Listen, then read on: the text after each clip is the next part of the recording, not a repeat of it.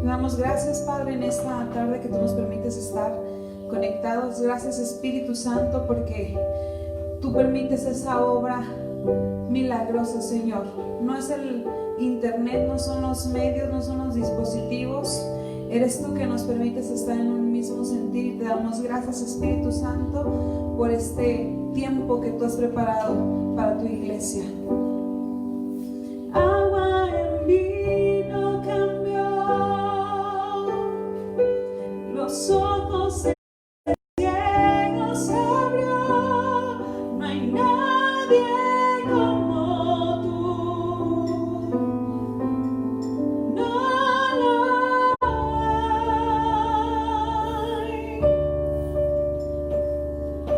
Brillas en la oscuridad, de lo vil nos levantas. No hay nadie como tú, no lo hay. Mi Dios es grande, mi Dios es fuerte, siempre más alto que cualquier otro. Nuestro Dios sana, grande en poder, nuestro Dios, mi Dios.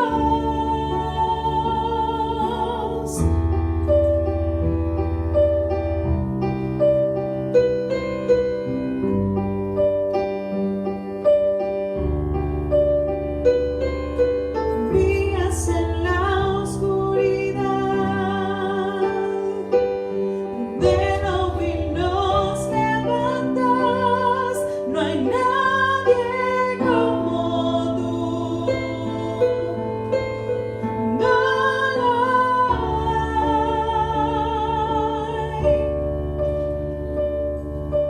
Mi Dios es grande, mi Dios es fuerte, siempre más alto que cualquier otro. Nuestro Dios sana, grande en poder, nuestro Dios, mi Dios. Mi Dios es grande, mi Dios es fuerte, siempre que cualquier otro. Nuestro Dios sana, grande en poder, nuestro Dios, mi Dios.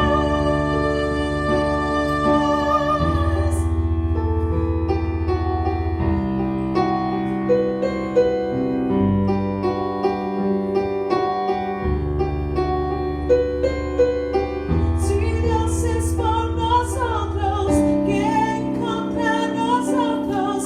Si Dios es con nosotros, ¿quién nos podrá parar? Si Dios es por nosotros, ¿quién contra nosotros? Si Dios es con nosotros, ¿quién nos podrá parar?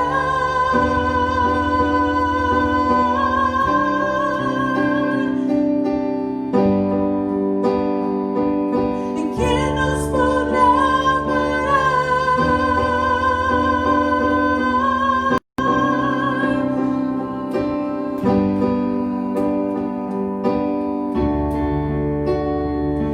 Mi Dios es grande, mi Dios es fuerte, siempre más alto que cualquier otro. Nuestro Dios sana, grande en poder, nuestro Dios, mi Dios. Mi Dios es grande, mi Dios es fuerte, siempre más alto que cualquier otro. Nuestro Dios sana, grande en poder.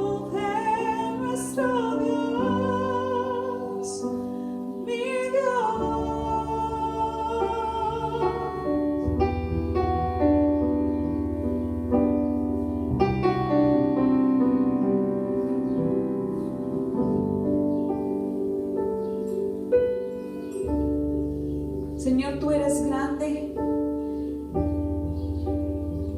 Y la manera en la que nosotros debemos de alabarte y adorarte debe de ser también así.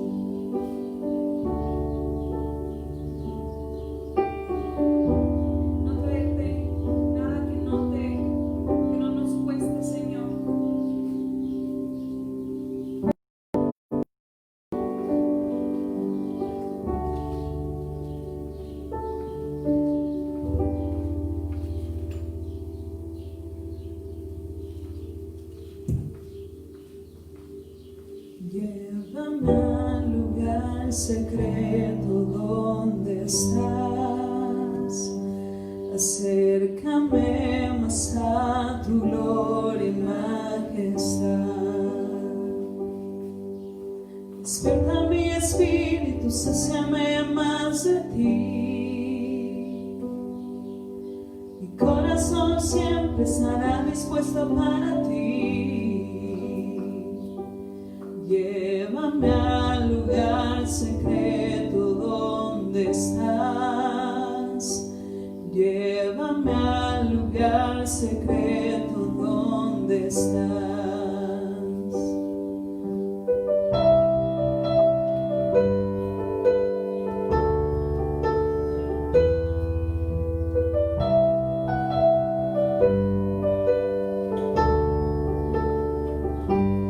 Llévame al lugar secreto donde estás.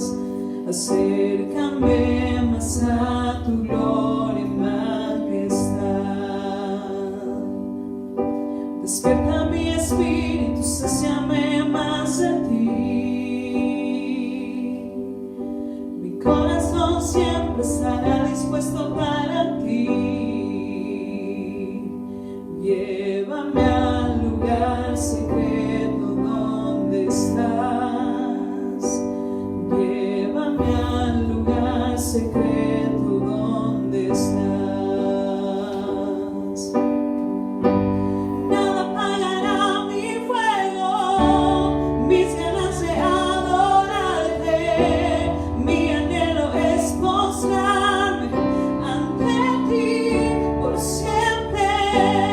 Viviré apasionado, de tu gloria enamorado.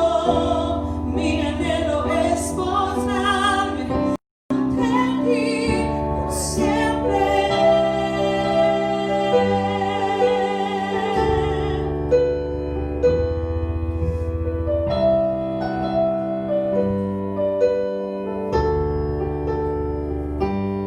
Llévame al lugar secreto donde estás.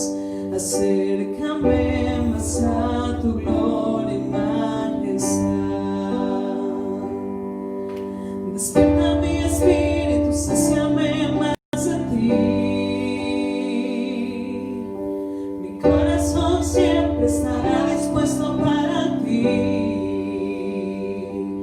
Llévame al lugar secreto donde estás.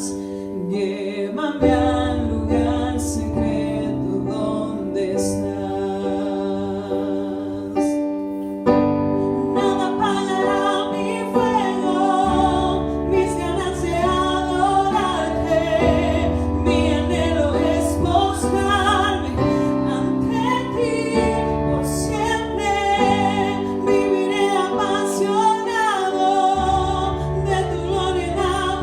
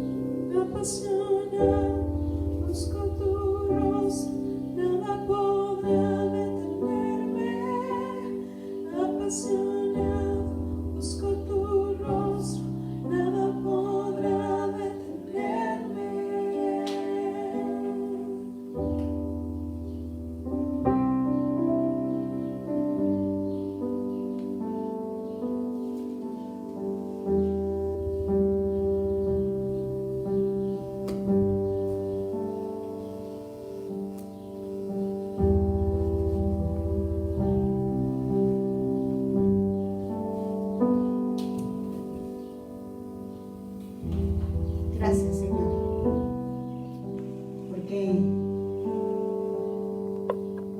podemos estar apasionados por ti, Señor. No importando las circunstancias, no importando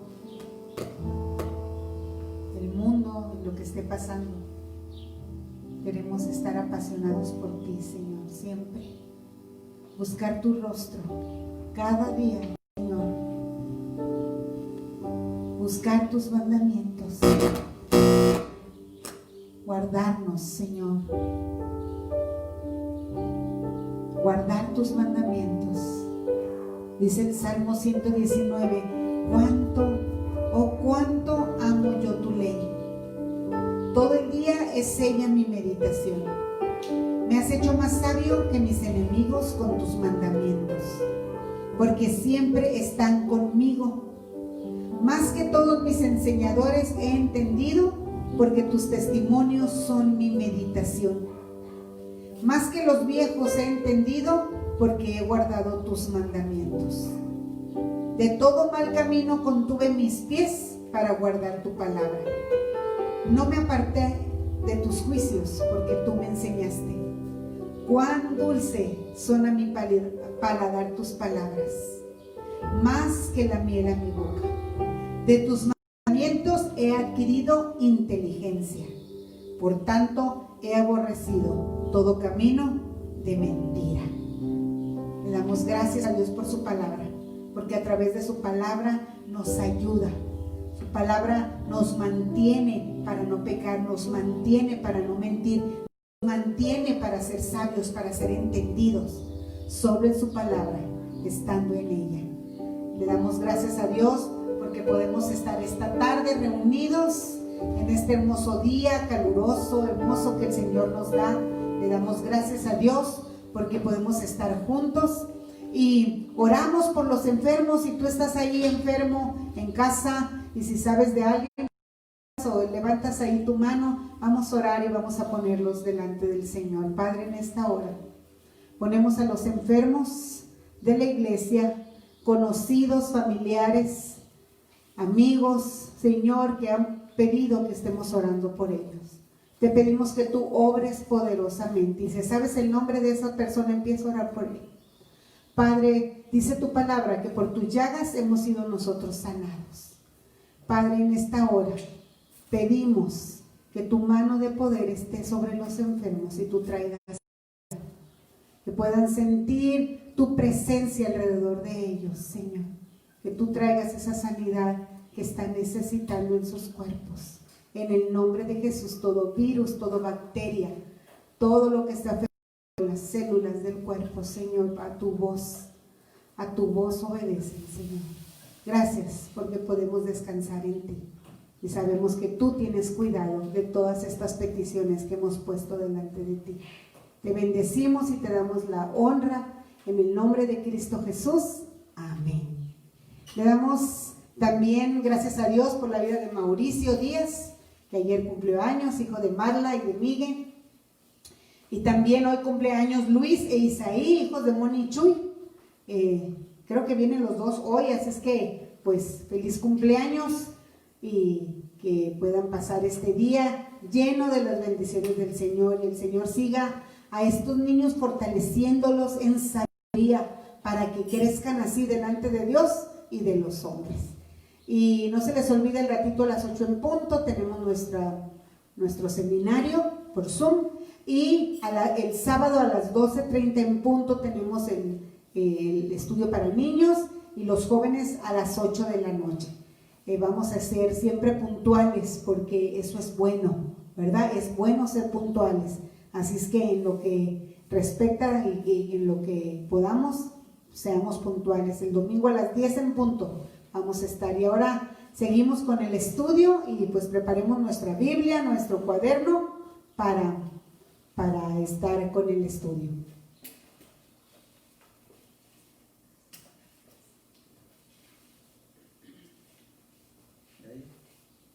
Muy bien.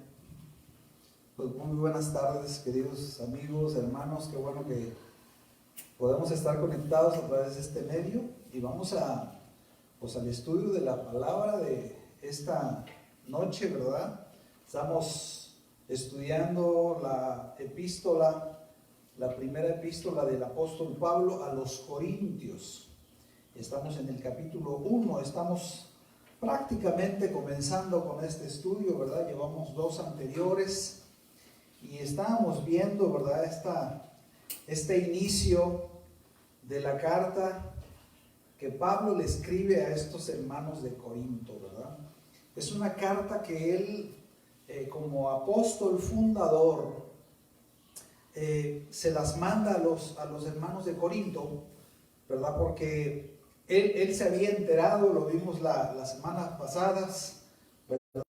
Acerca de una hermanita, ¿verdad? Llamada Chloé, que fue y que, bueno, no sabemos si era hermanita o hermanito, ¿verdad? Que fue y le informó a Pablo acerca de este asunto. Así que vimos, ¿verdad? En las lecciones anteriores que después de su acostumbrado saludo apostólico, el apóstol Pablo, ¿verdad? Saludaba a la iglesia y en este caso les da una palabra de afirmación, ¿verdad? Donde los confirma como verdaderos hijos de Dios, como verdaderos personas que están caminando por el camino de parte de Dios, ¿verdad? Y como una iglesia establecida por Dios. Y después el apóstol Pablo, de una forma muy correcta, prudente, procede a tratar el asunto, ¿verdad? Los asuntos que estaban sucediendo en la iglesia. Y el primer asunto que vimos las semanas pasadas que trata el apóstol Pablo, pues es el asunto de la división. Los hermanos de Corinto, ¿verdad? Habían hecho pequeños bandos ahí, ¿verdad? Dentro de la iglesia, y unos decían, bueno, yo soy de Pablo, otros decían, yo soy de Apolos, que era un judío muy ferviente, ¿verdad? Otros, yo soy de Cefas, que es Pedro, y otros que se sentían así muy elevadones, muy espiritualones, ¿verdad? Decían, yo soy de Cristo. Entonces, 4 bandos ahí, ¿verdad? Que estaban trabajando en la iglesia y pues el apóstol Pablo, ni tardo ni perezoso, les manda la carta y trata el asunto directamente, como se tiene que tratar las cosas en la iglesia, ¿verdad? No tenemos que andar con rodeos, no tenemos que andar dándole vueltas al asunto, entonces tenemos que ir al grano, ¿ok? Entonces, el apóstol Pablo, ya después de tratar este asunto, o en medio de este asunto de la división, vamos a seguirle con el versículo 18, ¿verdad? En la Reina Valera, en muchas de las Biblias trae el título, es esa porción de la Biblia, Cristo, poder y sabiduría de Dios. Estamos, les recuerdo, primera epístola de Pablo a los Corintios, capítulo 1, versículo 18. Y luego vamos a leer del 18 al 24 y luego versículo por versículo viendo la enseñanza que nos escribe aquí el apóstol Pablo. Dice, porque la palabra de la cruz es locura a los que se pierden, pero a los que se salvan, esto es, a nosotros es poder de Dios. Pues está escrito, destruiré la sabiduría de los sabios y desecharé el entendimiento de los entendidos. ¿Dónde está el sabio? ¿Dónde está el escriba? ¿Dónde está el disputador de este siglo? ¿No ha enloquecido Dios la sabiduría del mundo? Pues ya que en la sabiduría de Dios el mundo no conoció a Dios mediante la sabiduría, agradó a Dios salvar a los creyentes por la locura de la predicación, porque los judíos piden señales y los griegos buscan sabiduría, pero nosotros predicamos a Cristo crucificado, para los judíos ciertamente tropezadero y para los gentiles locura, mas para los llamados, así judíos como griegos, Cristo poder de Dios y sabiduría de Dios. Wow, qué cosa tan tremenda, ¿verdad? Es una palabra muy profunda. Mire, como les habíamos visto anteriormente, ¿verdad? Los corintios, o los hermanos de Corinto, eran personas muy cultas. Corinto era una ciudad muy cosmopolita. La gente era muy abusadilla, muy citadina, ¿verdad? Y habíamos dicho que Corinto era un centro muy respetado, muy frecuentado por todo el imperio romano y por toda la zona de Grecia, los griegos, era griego, ¿verdad? Y la gente iba a Corinto por dos causas. Número uno, porque iba por razones de placer. Dijimos, ¿verdad?, que había un templo de Afrodita ahí donde había casi 1000 sacerdotisas que no eran otra cosa más que prostitutas que ministraban ahí, imagínense nada más, ¿verdad? Y a lo mejor también había prostitutos también. Entonces era una cosa bien tremenda.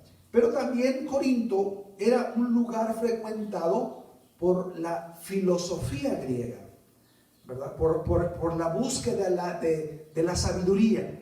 Les encantaba a los griegos, ¿verdad?, este asunto de las disertaciones, de las discusiones filosóficas. Y Pablo, que era un hombre muy culto, era un hombre con mucho conocimiento, con mucho entendimiento, ¿verdad? De hecho era políglota. Dicen que hablaba hasta 7 idiomas, llegó a hablar el apóstol Pablo, ¿verdad? Entonces era un hombre muy preparado, muy culto, y él sí podía hablarles a este tipo de personas, ¿verdad? Porque eran menospreciativas. O sea, si una persona no estaba al nivel de ellos, lo menospreciaban. Y entonces aquí, esta palabra que empieza Pablo diciéndole, versículo 18, dice: porque la palabra de la cruz es locura para los que se pierden. ¿Ok? Fíjense qué cosa tan tremenda. Mire, ellos, recuerden que estaban conquistados, o el imperio romano había conquistado toda esa zona de Grecia. Entonces los corintios sabían que lo que era estar bajo la ocupación militar del imperio romano. Y los romanos eran muy crueles para sus ejecuciones, ¿verdad? Cuando ejecutaban a un delincuente, a una persona que había hecho algo muy serio, muy grave, eran crueles y acostumbraban a crucificar a la gente. Los crucificaban a los delincuentes, ¿verdad? Y los crucificaban en lugares públicos donde la gente los podía ver. Y había una especie como de espectáculo macabro, ¿verdad? Porque hacían todo el proceso al aire libre y la gente podía ver toda la ejecución. Entonces, para los griegos, que eran personas muy cultas, muy preparadas, muy filosóficas, ¿verdad?, incluyendo a los romanos también, que estaban presentes militarmente ahí en Grecia, ¿verdad? Cuando oían crucifixión, ellos inmediatamente relacionaban vergüenza pública. O sea, nosotros a 2000 años, pues no tenemos esa mentalidad. Nosotros ya lo vemos ya digerido el asunto, ¿verdad? Pero ellos decían, bueno, crucifixión lo relacionaban con un delincuente, con una persona que lo agarraban, lo colgaban ahí y se moría, ¿verdad? Si ver morir a un animalito que está atrapado o que está haciendo algo, ¿verdad?, que se muere, imagínense, es algo muy fuerte. Imagínense ver un ser humano que se está muriendo ahí. Entonces, para ellos, cuando escuchaban el mensaje de la cruz, el mensaje que Pablo les llevaba, ¿verdad?, era un choque intelectual, era un choque cultural, ¿verdad? O sea, ellos decían, la cruz, ¿qué tiene que ver con eso? Porque dice aquí, porque la palabra de la cruz es locura.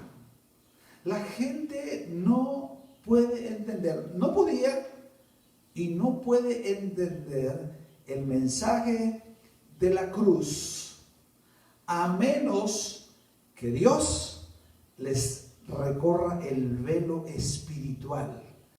Y ellos se den, ¿verdad?, el simbolismo que tiene la cruz.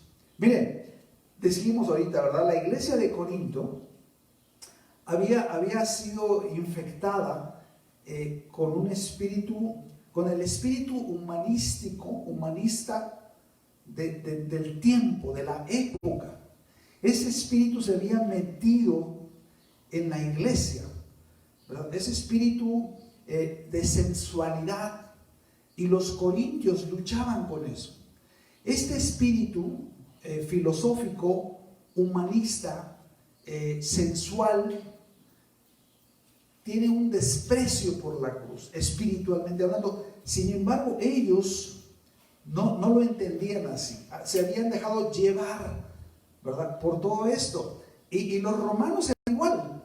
Si nosotros leemos en Romanos capítulo 1, versículos 22 al 25, podemos leer cómo Pablo también les escribe a los romanos, porque eran de la misma, más o menos, de la misma, estaban acuñados muy parecidamente, filosóficamente, ¿verdad? Porque los romanos habían conquistado a los griegos, pero los griegos habían conquistado filosófica e intelectualmente a los romanos.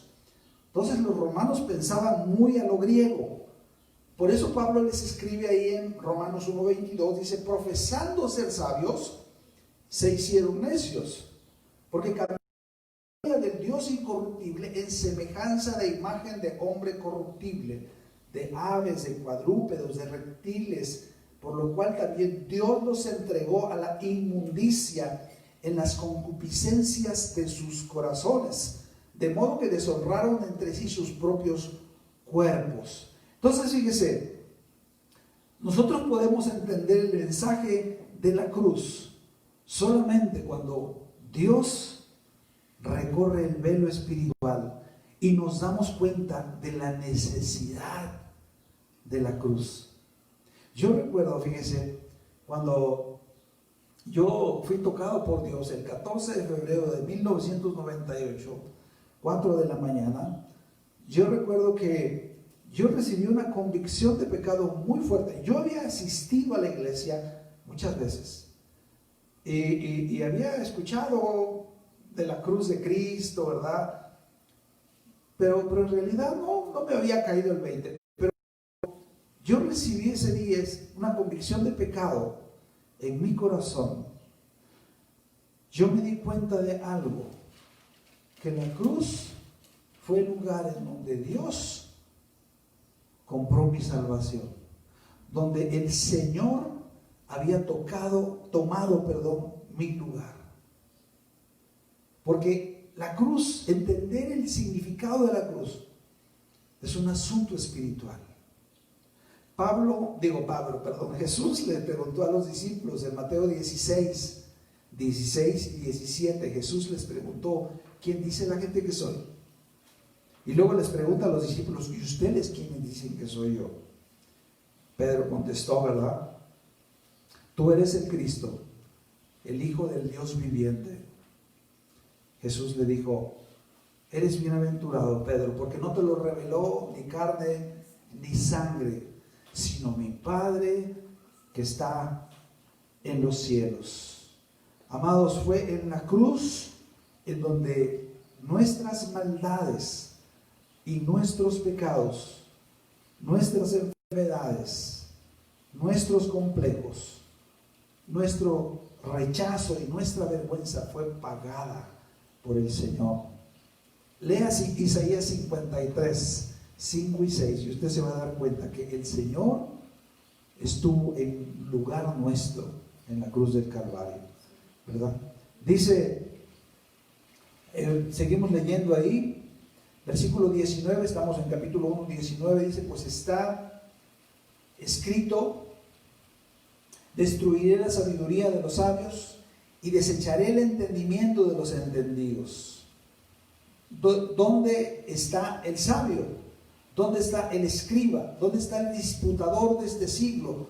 ¿No ha enloquecido Dios la sabiduría del mundo? Mire, aquí hay algo bien interesante. Más o menos en el año unos 600, 500, 600 años antes de Cristo, la filosofía griega había tenido su nivel más alto de apogeo, ¿verdad? Había estado, ¿verdad?, en su clímax, porque había habido filósofos como Demóstenes, Aristóteles, Platón. Había un filósofo llamado Zenón, así con Z, que tenía dos clases de discípulos. Uno eran los epicúreos y otros eran los estoicos. Unos creían, ¿verdad?, que el entendimiento de la vida se hallaba en la razón y en la sabiduría. Y otros creían que se encontraba en el placer de la vida. Las dos giles pero todos esos filósofos habían muerto. Por eso Pablo pregunta aquí, ¿en dónde están? ¿Verdad? ¿Dónde están? Mire, déjeme le voy a decir algo. Nosotros creemos que existe la verdad absoluta de Dios para el hombre. Y la verdad absoluta la tiene Dios. No la tiene ninguna filosofía, no la tiene ninguna persona. ¿Por qué es la verdad absoluta? Porque es válida y cierta, o válida y aplicable para ¿quiénes? Para todas las personas, en todos los lugares de la tierra o del planeta, y en todos los tiempos. ¿Sabe qué es la única que puede cumplir con esas tres constantes? La Biblia. La Biblia. Todas las filosofías pasadas ya están pasadas de moda. Toda la ciencia que el hombre puede llegar a cultivar, todos los conocimientos, los libros, lo hemos dicho muchas veces, ¿verdad? Los libros de ciencia, que es lo más sublime o lo más enaltecido del ser humano, ¿verdad? ¿Por qué? Porque ahí están escritas todas las leyes que el hombre ha descubierto. Bueno, todas las leyes de ciencia o principios que el hombre ha escrito hace 100 años ya están obsoletas, ya no funcionan, no son ni aplicables para todas las personas en todos los lugares y en todos los tiempos. ¿Por qué? Porque ya se han descubierto nuevas leyes, ¿verdad? De la física, de la aerodinámica, tantas cosas, ¿verdad? Pero la palabra de Dios tiene más de 3,000 años de haberse escrito, y ni una sola palabra ha pasado de moda. Por eso Pablo dice: destruir la sabiduría de los sabios, desechar el entendimiento de los entendidos. ¿Dónde está el sabio? Ya se fueron, y sus filosofías se fueron con ellos también. Pero la palabra de Dios es viva y eficaz, y no va a pasar de moda nunca, ¿verdad? La palabra de Dios va a seguir siendo vigente. Isaías 48 dice: sécase la hierba, marchítese la flor, mas la palabra de nuestro Dios permanece para siempre. Versículo 21 dice: pues ya que en la sabiduría de Dios el mundo no conoció a Dios mediante la sabiduría, agradó a Dios a salvar a los creyentes por la locura de la predicación. Y cuando dice por la locura de la predicación, está hablando de la sencillez de la predicación de la palabra de Dios. La Biblia nos dice en Romanos 10:17 que la fe que salva viene por el oír, y el oír por la palabra de Dios. Déjenle digo una cosa: todas las religiones del mundo, todas, absolutamente todas, enseñan dos cosas como base. Número uno, que el hombre debe de esforzarse para hacer buenas obras para poder merecer la salvación. Viene una persona que está toda fregada, ¿verdad? Moral, espiritualmente, y dice: quiero cambiar. Y pues una religión le diría: pues échale ganas, pórtate bien y empieza a hacer buenas obras, trata a tu esposa. Y no es que esté mal hacer eso, ¿verdad? Pero eso no salva a la gente. Eso no salva a nadie. Las buenas obras no salvan absolutamente a nadie, porque las buenas obras no cambian el corazón, ¿verdad? Ningún ser humano va a poder ir al cielo por haber hecho buenas obras. Segunda cosa que enseñan las religiones es que los sacrificios, ¿verdad?, forzan a Dios, en este caso a la deidad, para que le dé lo que está pidiendo. Por ejemplo, una persona dice, voy a ayunar, me voy a sacrificar, ¿verdad?, para que Dios me dé esto o aquello, ¿verdad? Estoy pidiéndole a Dios algo y voy a sufrir, me voy a dar golpes, ¿verdad? No, eso no funciona. A Dios no lo convencemos así. ¿Sabe cómo lo convencemos a Dios? ¿Sabe cómo recibimos la salvación de parte de Dios? El evangelio de la cruz es muy sencillo. Entendiendo que yo no puedo ofrecerle nada a Dios de parte mía. Solamente un corazón arrepentido delante de Dios. Solamente una persona que dice, Dios, estoy echado a perder. Me he corrompido, he pecado, te he fallado, me he olvidado de ti. Yo te pido que me perdones. Ahí en Lucas, ¿verdad?, cuando dice la historia del hijo pródigo, dice la Biblia que el hijo pródigo cuando regresó venía pobre, sin dinero, oliendo a marrano, ¿verdad? Pero venía con un corazón arrepentido. Dice la Biblia que cuando el padre lo vio a lo lejos, corrió, lo abrazó, ¿verdad? Y lo aceptó de nuevo. Así es el hombre con Dios.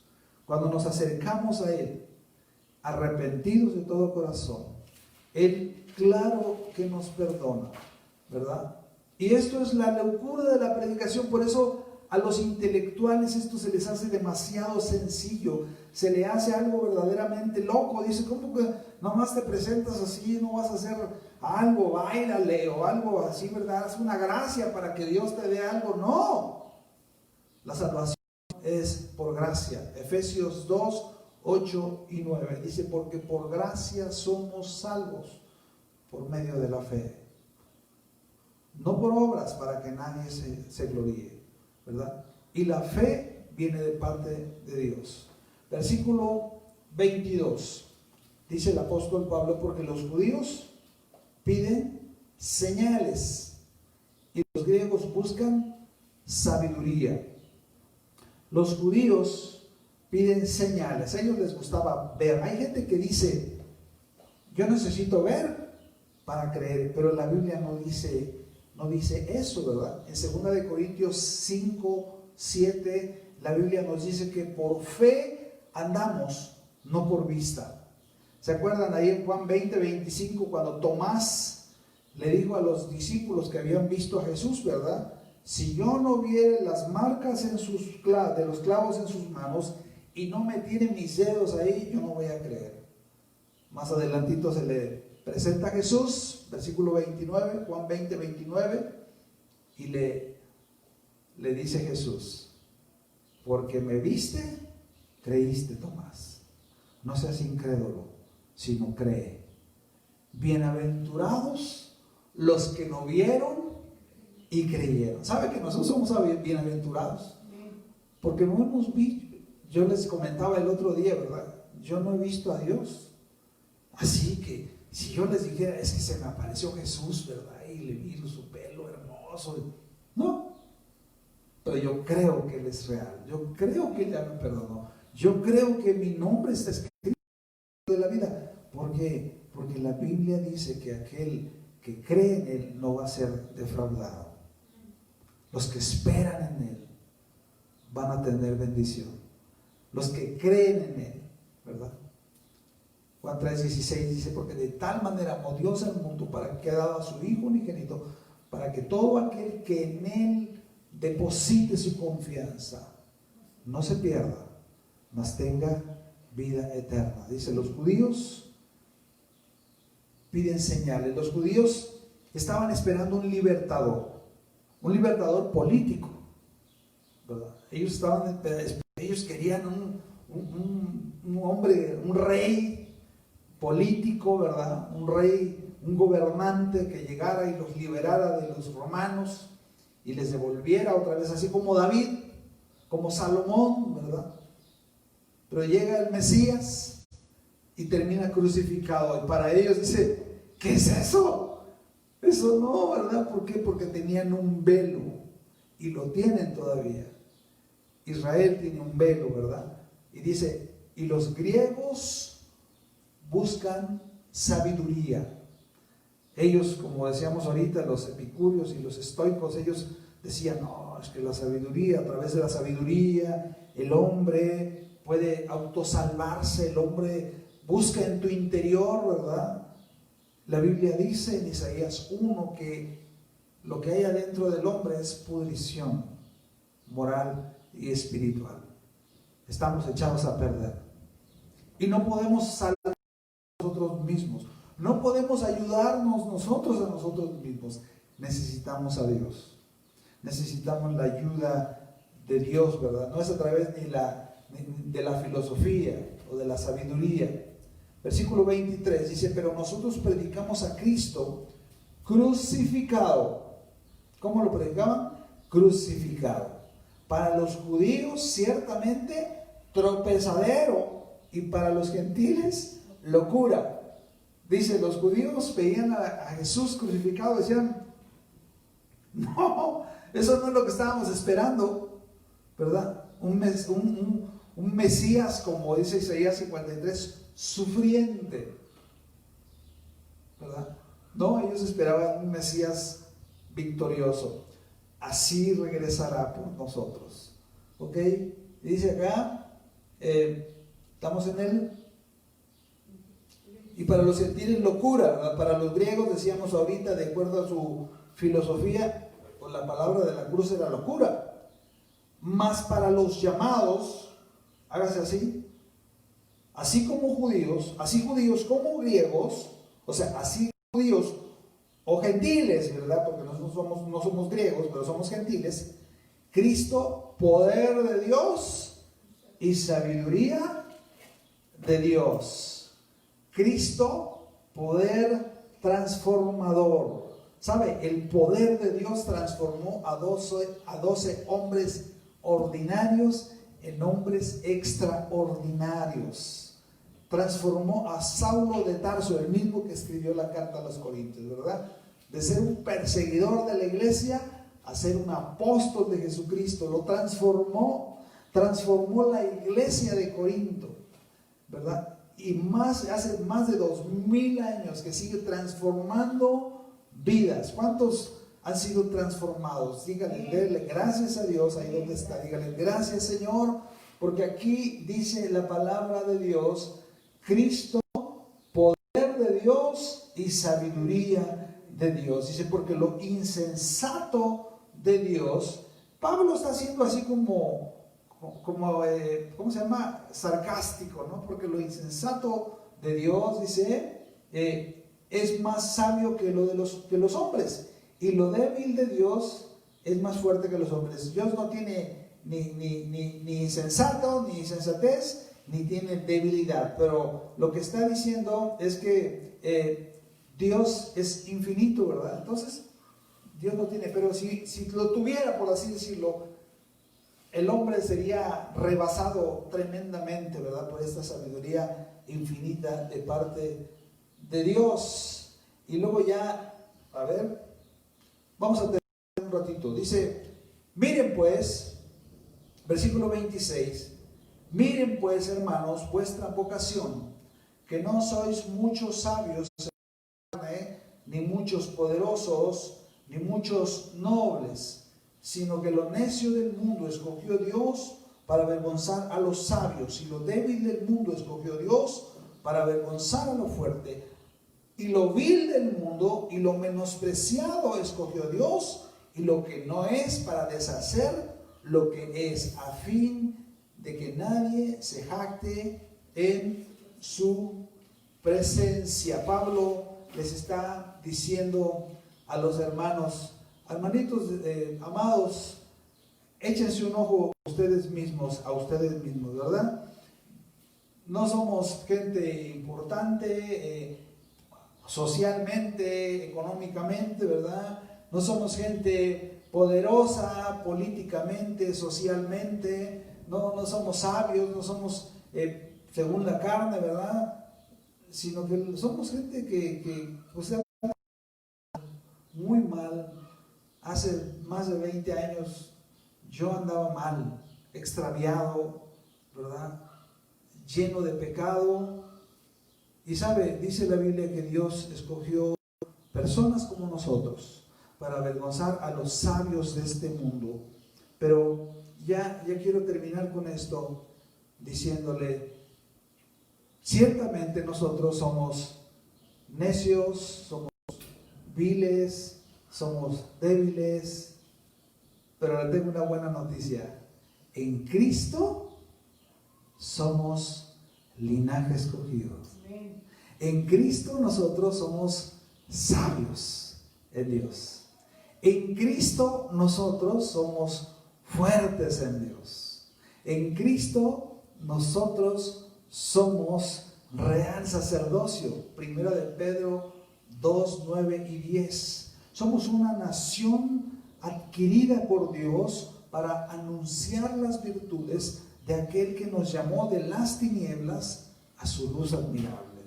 Nosotros, dice la Biblia, dice que en otro tiempo no éramos pueblo, pero que ahora somos pueblo de Dios. Fíjese qué privilegio.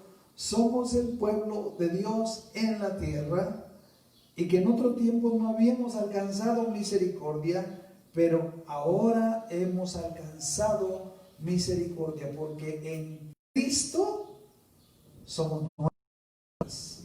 En Cristo ahora nosotros, haga de cuenta que estábamos totalmente incompletos, pero cuando Cristo viene a través de su Espíritu y entra a nuestro corazón, el Espíritu de Cristo nos complementa, nos sana, nos libera y nos transforma en criaturas que agradan y honran el nombre de Dios.